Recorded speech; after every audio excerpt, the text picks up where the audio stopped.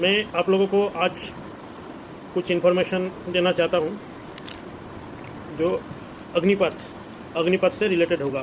क्या है ये अग्निपथ? 14 जून 2022 government of India ministry of defence ने एक नया स्कीम लॉन्च किया है। इसका नाम है अग्निपथ। ये डिफेंस में तीनों फोर्सेस में, आर्मी, नेवी, एयरफोर्स में जो पहले रेगुलर सोल्जर रिक्रूटमेंट होता था उसका एक अल्टरनेट प्रोसेस। अभी कोई भी सोल्जर आर्मी, नेवी, एयरफोर्स में रेगुलर पुराना तरीका से रिक्रूटमेंट नहीं होगा। जो भी रिक्रूटमेंट होगा अग्निपथ स्कीम के तहत किया जाएगा और जो इनको रिक्रूट किया जाएगा उनका नाम दिया गया है अग्निवीर।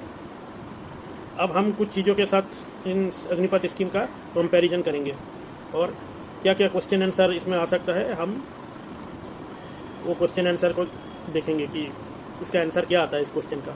पहला कि पुराना जो स्कीम था उसमें आप ज्वाइन करते थे, यहाँ आप ज्वाइन करेंगे सिर्फ 4 साल के लिए। पुराना स्कीम में आप शुरुआती एक 15 साल या 17 साल का टाइम के लिए ज्वाइन करते थे, उसके बाद आप रिटायर होते थे, आपको एक सर्विसमैन स्टेटस दिया जाता था और सिविल की नौकरी में 10% कोटा रहता था एक सर्विसमैन के लिए, तो आप उसके लिए अप्लाई कर सकते थे। अभी जो नया स्कीम है ये सिर्फ 4 साल के लिए होगा।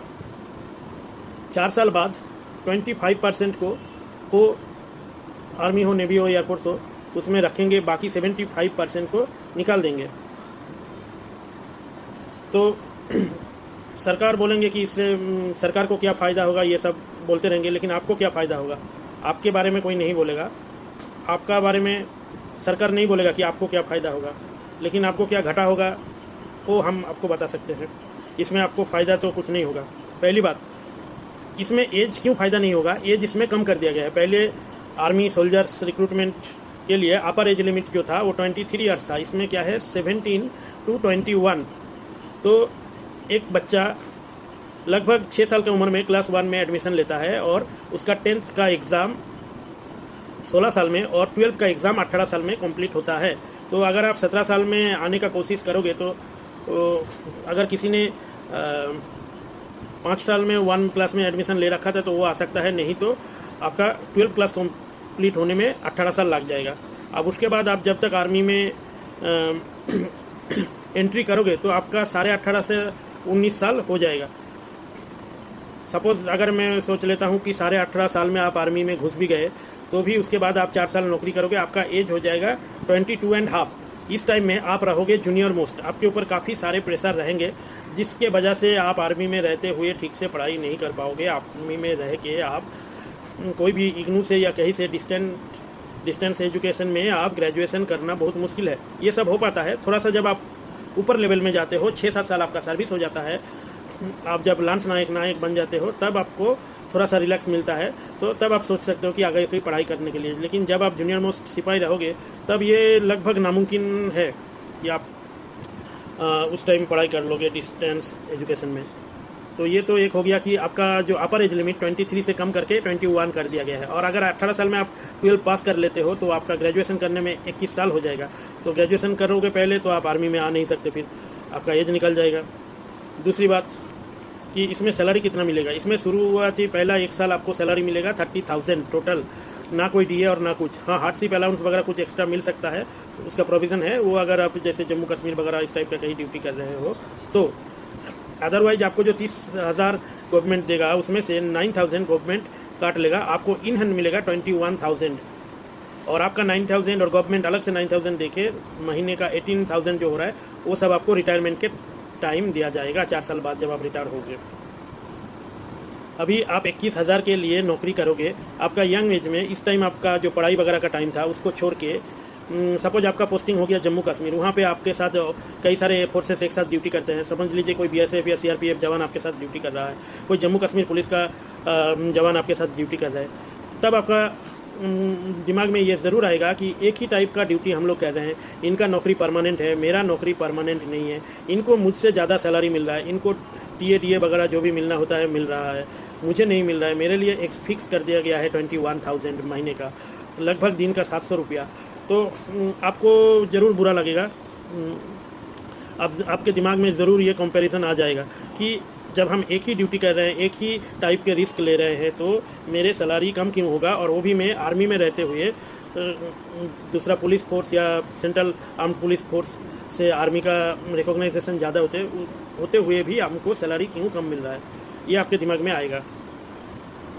4 साल बाद जब आप नौकरी छोड़ के बाहर आओगे तो आपको कहाँ लिया जाएगा, किस में? अभी गवर्नमेंट बोल रहा है कि स्टेट गवर्नमेंट में इस नौकरी में उस नौकरी में इनका कुछ रिजर्वेशन किया जाएगा या कुछ भी किया जाएगा। मैं आपको बताता हूँ, पहले का जो एक सर्विसमैन है जो आर्मी में 20 साल 25 साल नौकरी करके बाहर आ रहे हैं, उनको 10% का जो एक सर्विसमैन कोटा मिलता है, उसी में सबको नौकरी नहीं मिल रहा है। बहुत सारे लोग मतलब कंपनी में सिक्योरिटी गार्ड में खड़े होने के लिए भी तैयार है। महीने का 15,000 रुपया, दिन का 500 रुपया, उस नौकरी के लिए भी लोग भटक रहा है एक सर्विसमैन, सबको नौकरी नहीं मिल रहा है। तो अभी समझ लीजिए 4-4 साल के बाद जब बहुत सारे एक्स आर्मी लोग डिफेंस फोर्सेस से बाहर आते रहेंगे तो इतना सारा एक सर्विसमैन हो जाएगा कि नौकरी का एक सर्विसमैन कोटा का मतलब इस कोटे से नहीं हो पाएगा। दूसरी ओर आजकल गवर्नमेंट सर्विस कम होते जा रहा है, चारों तरफ कॉन्ट्रैक्चुअल मतलब एम्प्लॉय से काम चलाने का कोशिश किया जा रहा है। आप देख लीजिए केंद्रीय विद्यालय में पिछले 4 साल से रेगुलर रिक्रूटमेंट नहीं हुआ है। 2018 के बाद कोई रिक्रूटमेंट नहीं हुआ है। वहाँ पे TGT, primary teacher, post graduate teacher, सब कुछ में 1 साल के लिए मतलब कॉन्ट्रैक्चुअल रिक्रूटमेंट होता है, 1 साल का प्रोसेस होता है। कोई भी आप देख लीजिए, रेलवे का हॉस्पिटल में आजकल डॉक्टर लिया जा रहा है, वो भी 1 साल का कॉन्ट्रैक्चुअल, ECHS में 1 साल के कॉन्ट्रैक्ट में लोग लिया जा रहा है। तो उस टाइम इतना नौकरी कम हो जाएगा कि कहाँ इन एक सर्विसमैनों को मतलब नौकरी दिया जाएगा, इतना ज़्यादा हो जाएंगे। अभी तो सबको नहीं दे पा रहा है। और एक बड़ी बात यह है कि मैं तो अभी एक सर्विसमैन बोल रहा हूँ, लेकिन क्या सही में आप लोगों को सर्विसमैन स्टेटस मिलेगा? क्या आप लोगों को रिटायर होने के बाद मेडिकल फैसिलिटी वगैरह मिलेगा? इसके बारे में कोई कुछ बोला नहीं गया है। और जहाँ तक मुझे लगता है कि आप लोगों को एक सर्विसमैन स्टेटस नहीं मिलेगा जो किसी 15 साल 17 साल नौकरी करके आने के बाद मिलता है। और canteen facility, medical facility, pension facility, मुझे नहीं लगता है रिटायरमेंट के बाद आप लोगों को 4 साल के बाद जो आपको सर्विस से आउट किया जाएगा उस टाइम ये सब फैसिलिटी दिया जाएगा रिटायरमेंट के बाद। आप पहले जैसे मैं बताया हूँ कि आर्मी के साथ आपको जब ज्वाइन करोगे तो आपका मन में ज़रूर BSF CRPF के साथ कंपैरिजन का भावना आएगा। आप नेवी में ज्वाइन करोगे तो आपका दिल में कोस्ट गार्ड वाले के साथ कंपैरिजन का भावना जरूर आएगा। कोस्ट गार्ड और नेवी सेम ट्रेनिंग होता है, नेवी का इंस्टीट्यूट में ही कोस्ट गार्ड सेलर्स का ट्रेनिंग होता है। अब से कोस्ट गार्ड वाले नेवी का स्कूल में ट्रेनिंग करके परमानेंट नौकरी में जाएंगे, 60 साल तक नौकरी करेंगे, और आप नेवी के रिक्रूट होके आप सिर्फ 4 साल के लिए नौकरी करोगे, तो बताइए आपका फिर मन में क्या होगा? इससे तो अच्छा है कि आप डायरेक्ट BSF या CRPF या कोस्ट गार्ड के लिए ही ट्राई करें। कम से कम वहाँ नौकरी आपका 60 साल तक होता है, आप चाहो तो 60 साल तक नौकरी कर सकते हो, और सैलरी भी इस अग्निवीरों से ज़्यादा मिलेगा। तो कोशिश करना है तो पहले से ही जहाँ परमानेंट जॉब होगा उधर ही कोशिश करना चाहिए, क्योंकि दोनों जगह पे एजुकेशनल क्वालिफिकेशन सेम होगा, फिजिकल मेडिकल स्टैंडर्ड सेम होगा, मेहनत सेम करना पड़ेगा। तो ऐसे जगह क्यों ना जाया जाए जहाँ शुरू से ही परमानेंट जॉब मिलेगा और साथ में प्रमोशन भी। अब यहाँ भी प्रमोशन आपका हो सकता है, लेकिन सिर्फ 25% का, तो बाकी 75% क्या करेंगे 4 साल बाद? उनको कौन सा कंपनी है इंडिया में जो उनको लेने वाला है?